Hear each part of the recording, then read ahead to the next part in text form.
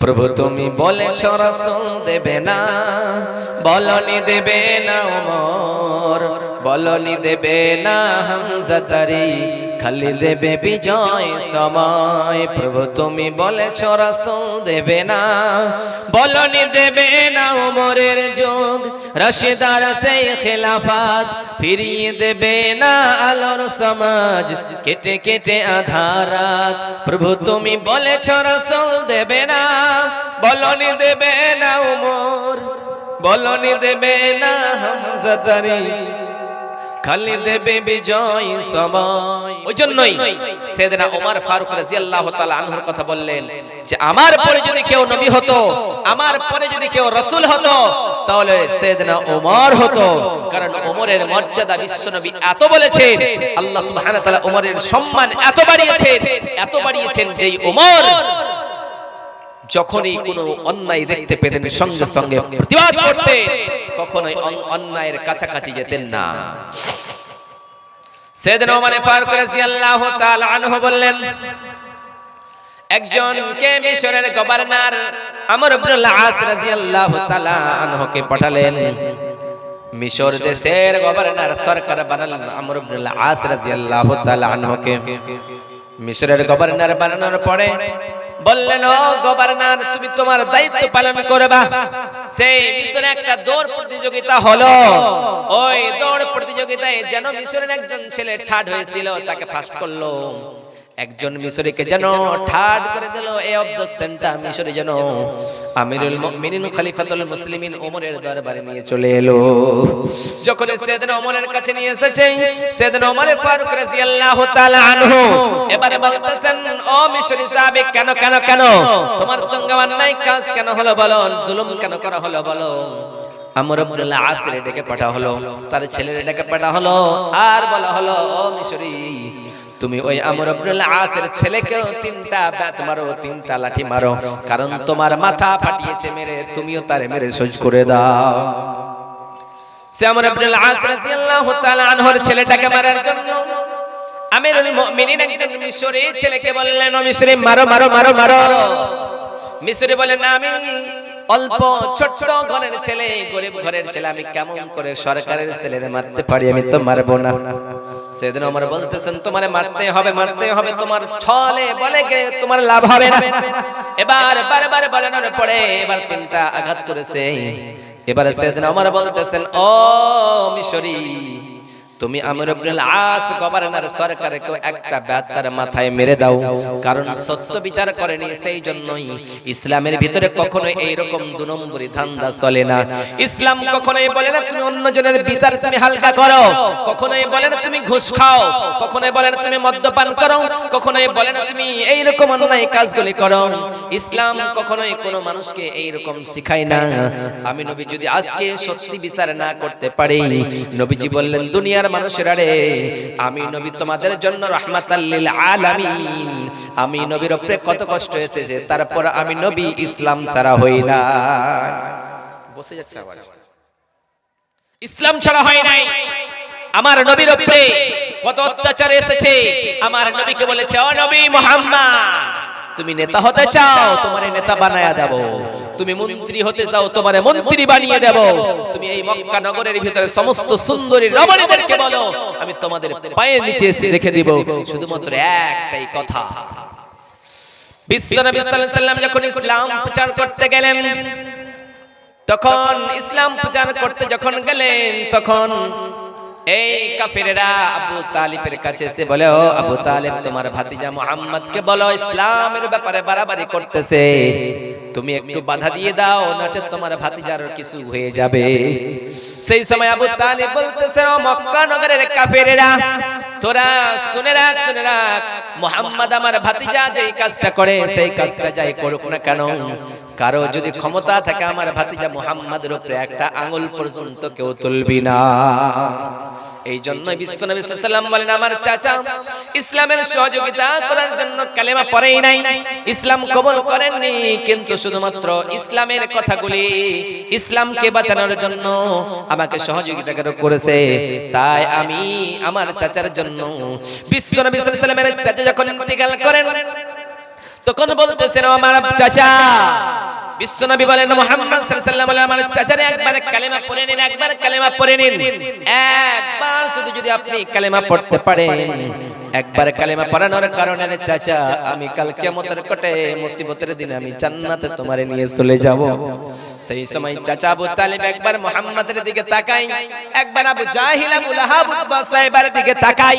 যখনই মুহাম্মাদের দিকে তাকায় সঙ্গে সঙ্গে কালেমা পড়ার জন্য প্রস্তুতি নিয়ে নেয়। এবারে যখন আবু জাহিলের দিকে তাকায় তখন আবু জাহিল বলতেছে আবু তালিব তুমি বাবার ধর্ম দাদুর ধর্মকে তুমি ত্যাগ করতেছো, তুমি এটা ভালো কাজ করো না, তুমি কালেমা পড়ো না। একবার এইরকম করে একবার এইদিকে তাকাই এইদিকে তাকাই, এই করতে করতে টাইম যেন আবু তালিবের জানটা বের হয়ে চলে গেল। সেইদিন মুহাম্মদ সাল্লাল্লাহু আলাইহি ওয়াসাল্লাম বলেছেন আমার চাচা যদিও কালেমা না পড়ে, আমার চাচা যদি ইসলাম কবুল না করে, আমার চাচা যদিও ইসলামের কথা না মানে, তাহলে আমি কাল কিয়ামতের কোটে মুসিবতের দিনে বিশ্বনবী সাল্লাল্লাহু আলাইহি ওয়াসাল্লামের বলেন আল্লাহ বলেছেন দুনিয়ার মানুষেরা রে সব থেকে জাহান্নামের ভিতরে অল্প শাস্তি দেওয়া হবে বিশ্বনবীর চাচা মুহাম্মদ সাল্লাল্লাহু আলাইহি ওয়াসাল্লামকে। বিশ্বনবী সাল্লাল্লাহু আলাইহি ওয়াসাল্লাম বলে দুনিয়ার মানুষেরা রে কাল কিয়ামতের কোটে মুসিবতের দিনে যেই দিন জাহান্নামে দেওয়া হবে, সমস্ত মানুষকে জাহান্নামে দেওয়া হবে। জাহান্নামে দেওয়ানোর পরে আবু তালিবকে জাহান্নামে এমন কম শাস্তি দেওয়া হবে, জাহান্নামের একটা জুতো যেন আবু তালিবের পায়ে পরানো হবে। ওই পায়ে পরানোর কারণে আবু তালিবের যেন মাথার মগজগুলি টকবক টকবক করে যেন পড়তে থাকবে।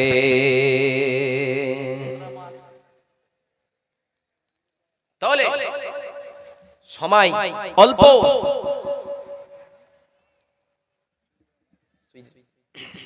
আওয়াজ ঠিক হলোই না।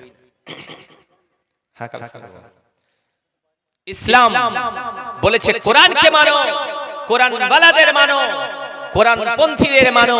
আমরা কোরআন মাদ্রাসারে চিনি না, কেউ চিনি ভাই চিনি না। আমরা কোরআন থেকে বেরিয়ে পড়েছি, আমরা ইসলামকে বাঁচাতে চাই, তাহলে কোরআনকে বাঁচাতে হবে। আর কোরআনকে বাঁচাতে গেলে এই মাদ্রাসাকে বাঁচাতে হবে। এই কিছুদিন পূর্বে আমাদের এই এলাকায় আমাদের দেশের সরকার কিছুদিন আগে এমন একটা বিল পাস করেছিল, সেই বিলের কারণে বলেছিল তোমাদের মাদ্রাসা মসজিদ সমস্তগুলিকে সরকারের আন্ডারে করে নেওয়া হবে। আজকে সেই ওয়াকফ বিলের বিপক্ষে অনেক মানুষ এসেছিল যে সেটাকে বাধা দেওয়ানো হবে, সেটা পাস হয়ে গিয়েছে।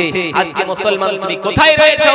যদি মুসলমানের উপরে অত্যাচার আছে, মুসলমান শুধুমাত্র দোয়া যদি করে আল্লাহর দরবারে, আল্লাহ তাকে শিফা দিবে, তাকে ঠিক করে দেবে, সমস্ত বালা মুসিবতকে দূর করে দেবে। আজকে আমাদের কাছে এসআইআর নিয়ে এই রকম বিভ্রান্ত কাগজপত্র নিয়ে সবাই দৌড়াদৌড়ি করছে, শুধুমাত্র কেন ভোটার লিস্টে যদি 2002 আপনার নাম না থাকে, আপনার বাবার দাদুর নাম না থাকে, তাহলে আপনাকে এই দেশ থেকে তাড়িয়ে নাকি বাংলাদেশে করে দেবে। আমাদের সরকার এই বিল পাস করেছে, তাহলে আপনি যদি সত্যিকারে এই হিন্দুস্তানের মাটিতে জন্ম নিয়ে আপনাকে কেন চলে যেতে হচ্ছে? কারণ হলো আজকে আমরা ইসলামটাকে প্রকৃতভাবে মানি না। আল্লাহ বলেছেন ওয়ালা তাহিনু ওয়ালা তাহজানু ওয়া আনতুমুল আ'লাউনা ইন কুনতুম মুমিনিন। হে মুসলমান, তুমি যদি প্রকৃতভাবে মুমিন হও, মুসলমান হও, তুমি যদি ঈমানদার হও, তুমি লাঞ্ছিত হবে না, তুমি অপমানিত হবে না, তুমি অপদস্থ হবে না, তুমি হবা প্রকৃতভাবে ঈমানদার, আল্লাহর কাছে জান্নাতে যাবে। এতে কোনো রকমের সন্দেহ নেই। ওই জন্য নবী সাল্লাল্লাহু আলাইহি ওয়াসাল্লাম বলেন আবু ও আমার সাহাবায়ে কেরামরা কেউ কে তোমরা আসো আল্লাহর রাস্তায় দান করবা, আল্লাহর রাস্তায় দান করলে কমে না, আল্লাহ বাড়ায়া দেয়। বিশ্বনবী বললেন এই যুদ্ধের ময়দানের জন্য এত এত টাকা লাগবে, কেউ কি দিবা? বিশ্বনবীর এক সাহাবী বললেন নবী গো, ওগো দয়ার নবী, ওগো মায়ের নবী, ওগো বিশ্বের নবীজি। বিশ্বনবী সাল্লাল্লাহু আলাইহি ওয়াসাল্লাম যখনই বললেন এইরকম অসুবিধা হয়ে গিয়েছে, কেউ কি আসো? সঙ্গে সঙ্গে উসমান গনি রাদিয়াল্লাহু তাআলা আনহু বললেন নবী গো, ওগো দয়ার নবী, ওগো মায়ের নবী, আপনি বলুন তো কি লাগবে? বিশ্বনবী বলেন 100 উট লাগবে। আবার নবীজি বললেন কেউ কি আছে তোমরা এরকম দিবা?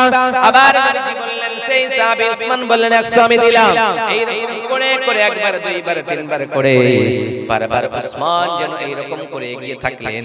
সেই সময় ইসলামের কথাটা বিশ্বনবী সাল্লাল্লাহু আলাইহি ওয়াসাল্লাম বলেন উসমান তুমি জান্নাতি, তুমি জান্নাতি, তুমি জান্নাতি, তোমার জান্নাত থেকে কেউ বিরোধিতা করতে পারবে না রে উসমান।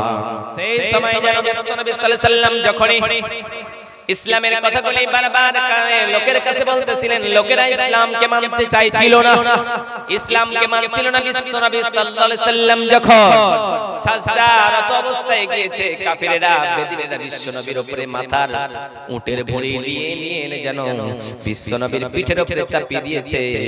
ফাতেমা রাদিয়াল্লাহু তাআলা আনহা যেন দেখতে পেলেন আমার বাবা এই রকম করে উটের ভুঁড়ি চাপানোর কারণে আমার বাবা যেন ছটফট ছটফট করতেছে। সঙ্গে সঙ্গে ফাতেমা রাদিয়াল্লাহু তাআলা আনহা যেন এসে বিশ্বনবীর পিঠ থেকে ভুঁড়িটা হটিয়ে দিলেন। আর বিশ্বনবী সেখান থেকে উঠলেন আর বললেন নবী মুহাম্মদ, ও আমার আব্বা জান ইসলামের জন্য আপনার এত কষ্ট করা লাগে, এত পরিশ্রম করা লাগে, কাফিররা আপনাকে মানতে চায় না রে নবী, তাহলে আপনি কি ইসলামের সত্যবাদী? নবীজি বললেন ফাতেমা শুধু সবর করো, ধৈর্য ধারণ করো, ধৈর্য ধারণ করো, তাহলেই সফল হয়ে যাবে রে ফাতেমা। ইসলামের জন্য আল্লাহর নবী বললেন, আওয়াজ ফাটে না, ভালো করে করেন না, অত চাপলে হয়, আওয়াজ ঠিক আছে, এখানে কি করেন? ইসলামের জন্য কত কষ্ট করলেন, কত পরিশ্রম করলেন, সেই নবীকে আমরা চিনতে পারি না। বিশ্বনবী সাল্লাল্লাহু আলাইহি ওয়াসাল্লাম বলেন যখন ইসলামের কথা বারবার প্রচার করতে শুরু করলো, বেড়ে গেল, কাফিররা বলে নবী তোমাকে আমরা এরকম সম্পদের মালিক করে দেব, নারীগুলি নিয়ে এসে তোমার পায়ের নিচে রেখে দেব, তোমাকে এরকম মক্কা নগরের বাদশা বানায়া দেব। বিশ্বনবী সাল্লাল্লাহু আলাইহি ওয়াসাল্লাম বলেন কাফিরেরা বেদিনেরা তোমরা শোনো শোনো শোনো, তোমরা আমাকে সম্পদের লোভ দেখাও, নারীর লোভ দেখাও, বাদশার লোভ দেখাও, তোমরা যদি ডান হাতে আমার সূর্যটা আর বাম হাতে আমার চন্দ্রটা নিয়ে এসে দাও, তাহলে আমি নবী যেই আল্লাহর প্রেমান এনেছি কিঞ্চিত পরিমাণ আমি সরে যাব না। যেই নবী ইসলামের জন্য এত পাগল ছিলেন, যেই নবী ইসলামের জন্য এত এরকম করতেছিলেন, সেই নবীর উম্মত হয়ে আজকে আমরা সেই নবীর চিনতে পারি না, সেই নবীর মানতে পারি না। সেই নবী আমাদের জন্য রব্বি হাবলি উম্মতি উম্মতি উম্মতি, আমার নবী দয়ার নবী উম্মতি উম্মতি করে কান্না করবেন। কঠিন কিয়ামতের দিনে, মুসিবতের দিনে সবাই নফসি নফসি নফসি নফসি করবে, কিন্তু আমার নবী দয়ার নবী মায়ের নবী শুধুমাত্র উম্মতি উম্মতি করে কান্না করবেন। সমস্ত নবীরা বলবেন হায় রে উম্মতি উম্মতি, দয়ার নবী মায়ের নবী আমার। কাল কিয়ামতের কোটে মুসিবতের দিনে লোকগুলি বিপদে পড়ে যাবে, হায় রে পালাবো কোথায়, যাব কোথায়, পালাবার জায়গা নেই। আসমান জমিন সূর্য সমস্ত গুলি চলে যাবে, সূর্যটা মাথার উপরে থাকবে, হায় রে কোথায় যাব কোথায় যাব কোথায় যাব কোথায় যাব, এই রকম করবে সবাই। কিন্তু বলবে হায় রে আমরা যাব কোথায়, যাব কোথায়, পালাবার তো জায়গা নাই। আজকে মেহমান হবে গায়বী, আজকে কেউ অপশন থাকবে না, কেউ আজকে আমাদের কাছ থেকে অন্য জায়গায় থাকবে না।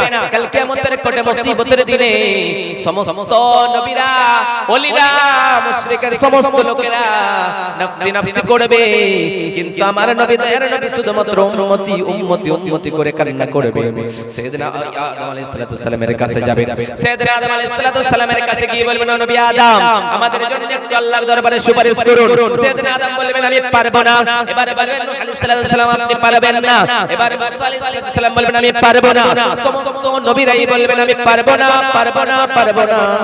সেইদিন বলবেন ঈসা আলাইহিস সালাম বলবেন আমি তো পারবোই না, কারণ দুনিয়ার জমিনে ইহুদি নাসারার বাচ্চারা আমার আল্লাহর সন্তান বলেছে, আল্লাহর পুত্র বলেছে, জানি কাল কিয়ামতের কোটে মুসিবতের দিনে কি করতে পারে, ওইজন্য আমি পারবো না, এইজন্য সবাই বলবেন আমি পারবো না। সেইদিন ঈসা আলাইহিস সালাম বলবেন আমি তো পারবো না, কিন্তু একটা তোমাদের পরামর্শ দিতে পারি।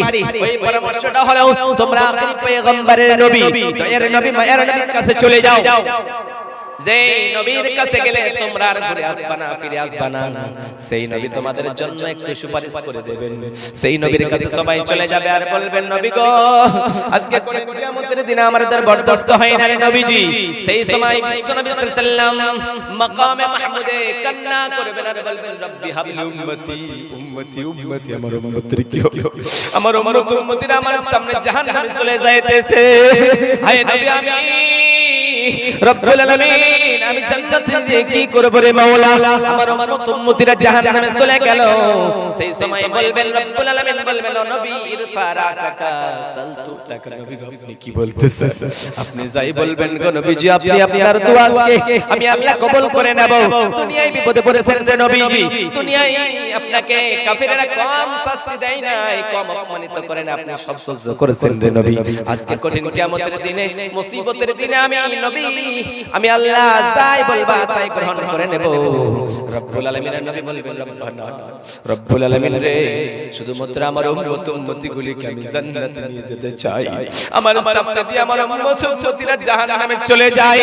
আমি রাহমাতাল লিল আলামিন সহ্য করতে পারি না কারণ আমি বলেছিলাম খায়রুল কুরুনি করনি বিশ্ব নবী সাল্লাল্লাহু আলাইহি ওয়াসাল্লাম বলেন আমার উম্মত সব থেকে উত্তম অতএব আমার উম্মত উম্মতিরা আমি জাহান্নামে যেতে দেখতে চাই না বিশ্ব নবীকে বলবেন আল্লাহ বলবেন নবী রে আপনার উম্মত উম্মতিগুলিকে বাছাই করে করে জান্নাতের দিকে নিয়ে যান বিশ্ব নবী সাল্লাল্লাহু আলাইহি ওয়াসাল্লামকে বলানো হবে আপনার উম্মতগুলিকে আপনি কেমন করে বাছাই করবেন সেই সময় নবীজি বলবেন ইরফা ও নবী গো সেই সময় আল্লাহ বলবেন সবাই সাজদারত অবস্থায় চলে যাও সমস্ত লোকগুলো সাজদারত অবস্থায় যাবে যখন যারা সাজদা যাবে নামাজ পড়েছিল তারা সাজদায় যাবে যারা নামাজ পড়ে নাই নামাজের ধারে নাই ইসলাম মানে নাই কোরআন মানে নাই মাদ্রাসা চিনে নাই মাদ্রাসায় টাকা দেয় নাই কোরআন বাসায় নাই কোরআনকে ভালোবাসেনি কোরআন তাদের পক্ষে সুপারিশ করবেন না আমাদের নবী সুপারিশ করবেন না তারা এরকম রডের মতো পিলারের মতো দাঁড়িয়ে থাকবে তারাই যাবে জাহান্নামে আর যারা সাজদায় যাবে তারা যাবে জান্নাতে নারে তাকবীর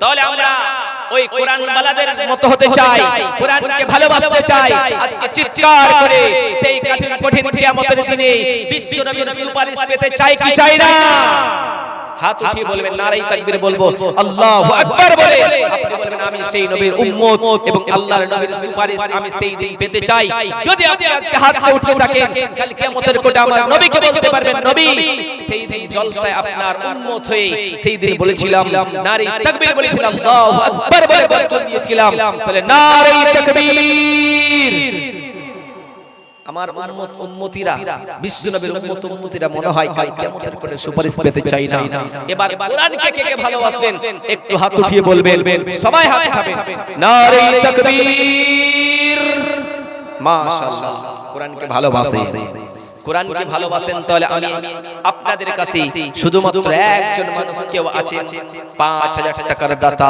কেউ যদি থাকেন মাওলানা আমার বাবা মারা গিয়েছে আমার মা মারা গিয়েছে দুনিয়ায় যার যার পান করে দুনিয়ায় বড় হয়েছে মানুষ হয়েছে সেই মাকে বলে আমি ভুলিনি আমি মায়ের জন্য 5000 টাকা দিলাম আমার মা কবরে কি অবস্থায় আছে আমি জানি না আমার মায়ের জন্য আমি 5000 টাকা দান করলাম আল্লাহ যেন আমার মাকে জান্নাতুল ফিরদাউস দান করে কেউ কোনো আমার ভাই নেই কোনো আমার দাদা নেই কোনো আমার মা নেই কোনো আমার বোন নেই কেউ কি আছে কি আল্লাহর কোন বান্দা আছে এখানে এসে আল্লাহর ঘরের জন্য দিয়ে যাবে আল্লাহর ঘরের জন্য দান করে যাবে কেউ ভাই কোন আল্লাহর বান্দা কোন আল্লাহর বান্দি থাকলে তাড়াতাড়ি করে আসুন মাওলানা আলী মাদ্রাসার জন্য প্রথম নম্বরে 5000 টাকার দাতা দিয়ে গেলাম কেউ আছে ভাই প্রথম নম্বরে একজন নেই আমি একজন দেখতে চাই শুধুমাত্র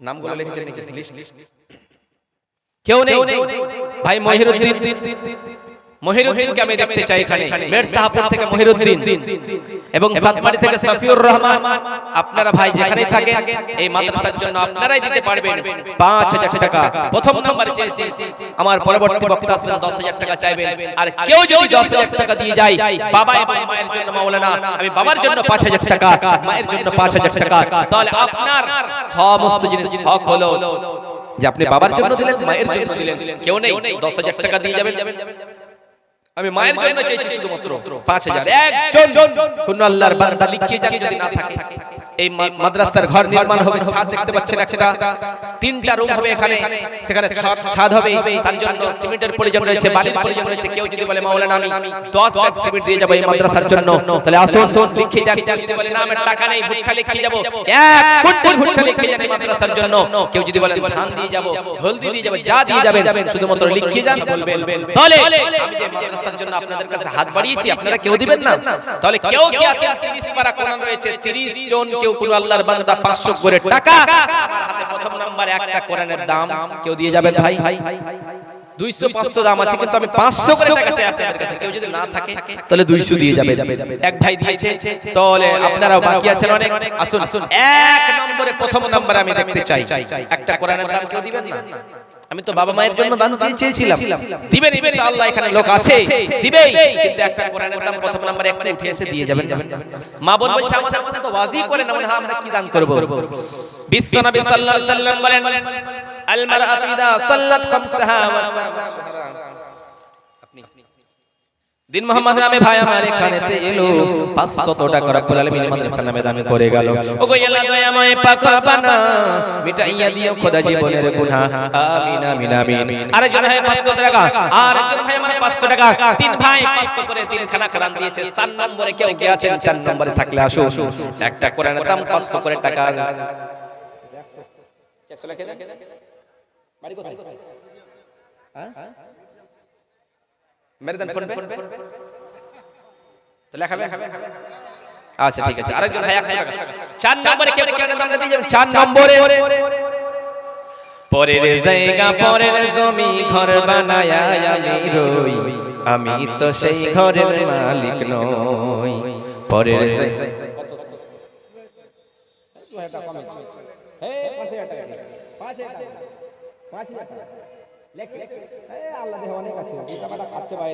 ইনশাআল্লাহ বড় বাড়ি 5000 একজন আমি দেখতে চাইছি, আমি জানি।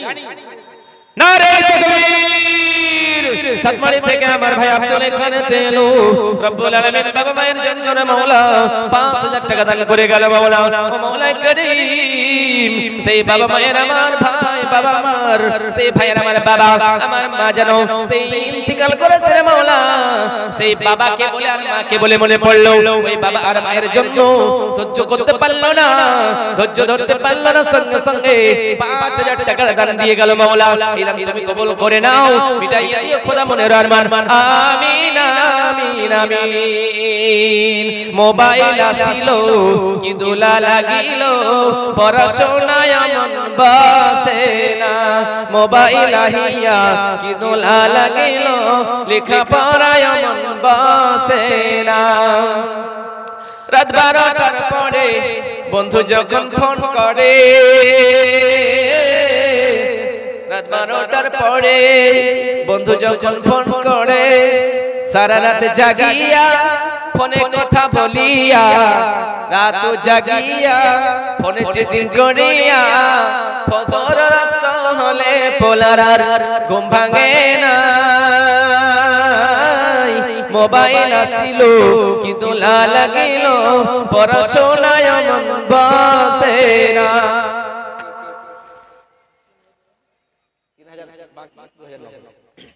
আর কেউ নেই, একজন ভাই হয়েছে 5000, আরেকজন তার জোড়া হবে কেউ, এবং 5 খানা কোরআনের দাম হয়েছে। 6 নম্বরে কেউ আছেন? 6 নম্বরে কেউ একটা কোরআনের দাম চাইবো খালি আপনাদের কাছে। আসুন 6 নম্বরে কেউ আছেন?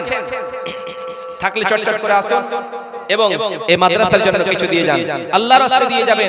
আল্লাহ আপনাকে জান্নাতুল ফিরদাউস দান করবেন। আল্লাহ এই দান বিফলে দিবে না, আল্লাহ এই দান কখনো বেকার করে দিবে না। আল্লাহ আপনাকে জান্নাতুল ফিরদাউস দিবে। পরের জায়গা পরের জমি ঘর বানায়া আমি রই, আমি তো সেই ঘরের মালিক নই। ঘরখানা যার জমিদারি, ওই পাই না তাহার হুকুম জারি। পাই না জমিদারের দেখা, পাই না জমিদারের দেখা, মনের কথা কারে কই। ঘর বানায়া আমি রই, ঘর বানায়া আমি রই। কেউ ভাই 5 নম্বরে? 5 নম্বরে কেউ নেই? একজন কোন আল্লাহর বান্দা, কোন আল্লাহর বান্দি থাকলে আসুন। এই মাদ্রাসার জন্য একজন 5000 টাকা দাতা একজন ভাই দিয়েছে সাতমারি থেকে, ভাই আব্দুল হক সাহেব। দ্বিতীয় নম্বরে কেউ থাকলে আসুন, চটচট করে এই মাদ্রাসার জন্য দিয়ে যাবেন। আমার বক্তা চলে আসছে। আমাদের প্রভু এক নবীর উম্মত, জীবন বিধান ওই শিবানী কোরআন। তবে কেন এক নাও হে মুসলমান, এক হও এক হও করে আহ্বান। আমাদের প্রভু এক নবীর উম্মত জীবন বিধান ওই শিবানী কোরআন তবে কেন এক নও হে মুসলমান এক হও করে আহ্বান বাইতুল্লাহ মদিনা শরীফ বাইতুল্লাহ মদিনা শরীফ উহুদ পাহাড় বদরের মাঠ একটা তো জীবন মরণ যে একটাই একটা তো জীবন মরণ যে একটাই একসাথে মিলে মিশে একটাই প্রাণ তবে কেন এক নও হে মুসলমান এক হও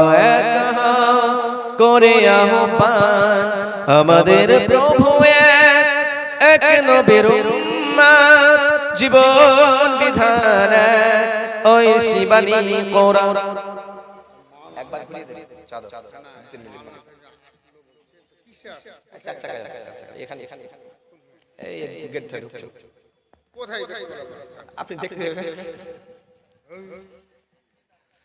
তাহলে একবার চাদর গামছাগুলো কোথায় গামছাগুলো কোথায় একবার ঘুরিয়ে দেন হয়ে যাক 5-7 মিনিট একবার চাদরগুলো ঘুরান ভাই আপনারা যে যা দিবেন চাদর দিয়ে পাঠাবেন চাদর ঘুরাবেন 2-3 জন যান দূরে চাদর যান মহিলাদের প্যানেল থেকে যারা ভলান্টিয়ার রয়েছে ভাই ওনাদের বলা হবে যে আপনারা আপনাদের চাদরগুলি আপনাদের দানগুলি এখানে পাঠান তাদের জন্য দোয়া হবে মহিলাদের জন্য মা বোনদের জন্য দোয়া হবে আপনারা পাঠান এবং মা বোন আপনারা আপনাদের ইচ্ছামতো দান করবেন 10 20 50 100 500 যে যা পারবেন আল্লাহর রাস্তায় দিবেন আল্লাহর রাস্তায় দিলে কমে না বিশ্ব নবী সাল্লাল্লাহু আলাইহি ওয়াসাল্লাম যখন জান্নাত ভ্রমণ করলেন জাহান্নামের দিকে লক্ষ্য করলেন তখন একটাই জিনিস দেখতে পেলেন কি আসসালামু আলাইকুম রাহমাতুল্লাহ চাদর একবার ঘুরে যাক ঠিক হবে ভন্ডারিকে আমার বলা বিশেষ ভাবে আবেদন করানো হচ্ছে যে আপনারা চাদর ঘুরাবেন দ্বিতীয় কথা হচ্ছে যে আপনারা রাস্তায় যারা দাঁড়িয়ে আছে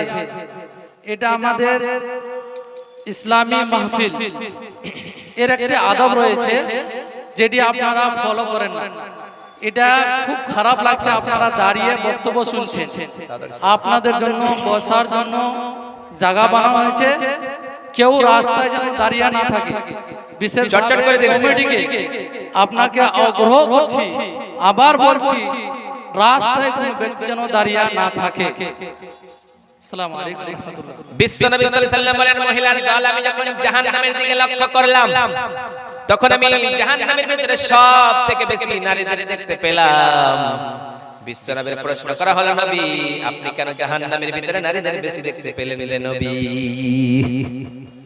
বিশ্ব নবী সাল্লাল্লাহু আলাইহি ওয়াসাল্লাম বলেন মহিলার দল তোমরা দুইটা কারণে বেশি জাহান্নামের ভিতরে যাও প্রথম নাম্বার হলো তোমরা তোমাদের স্বামীর কথা মানতে চাও না তোমাদের স্বামীকে তোমরা অগ্রাহ্য করো দ্বিতীয় নাম্বার হলো তোমরা বেশি বেশি করে লোকের উপরে লানত করো তোমরা অল্পে সন্তুষ্ট হও না এবং দ্বিতীয় নম্বর হলো তোমরা লোকদের বেশি করে লানত করো অপবাদ দাও দুইটা কারণের জন্য তোমরা বেশি জাহান্নামে এবং বিশ্ব নবী সাল্লাল্লাহু আলাইহি ওয়াসাল্লাম বলেন তোমরা চারটা কাজ করবা চারটা কাজ করলেই তোমরা জান্নাতে যাবা বিশ্ব নবী বলেন মহিলার দলেরা তোমাদের বেশি কিছু করার প্রয়োজন চারটা কাজ করবা আল মারআতু ইযা সাল্লাত খামসাহা ওয়া সামাত শাহরাহা ওয়া আতাত বালাহা ওয়া হাফিজাত ফুরুজাহা বিশ্ব নবী সাল্লাল্লাহু আলাইহি ওয়াসাল্লাম বলেন ও মহিলার দল তোমরা চারটা কাজ করবা চারটা কাজ করলেই তোমরা জান্নাতে চলে যাবা প্রথম নম্বরে 5 ওয়াক্তের নামাজ পড়বা নামাজ কখনোই ছেড়ে দিবা না দ্বিতীয় নম্বরে রমজান মাসের রোজা রাখবা রোজা কখনোই মিস করবা না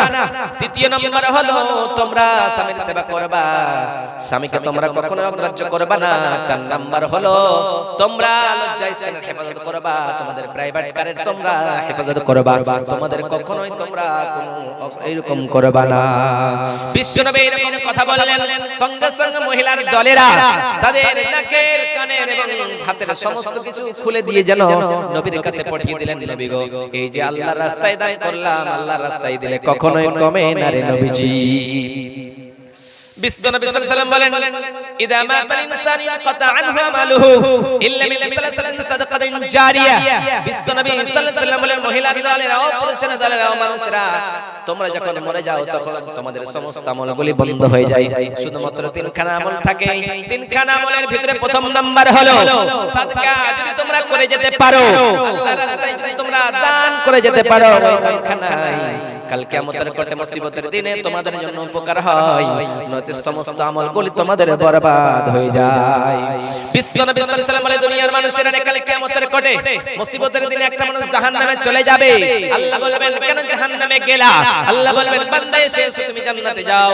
সে বান্দা বলবে, আল্লাহ আমি জান্নাতে কেন যাব? আমি তো কিছুই করিনি। আল্লাহ বলবেন, বান্দারে তুমি কিছুই করনি, কিন্তু মাদ্রাসায় জালসার জন্য তুমি দান করেছিলা, মাদ্রাসাকে দেখেছিলা, ওই জন্য এই মাদ্রাসায় একটা কোরআনের দান করেছিলা।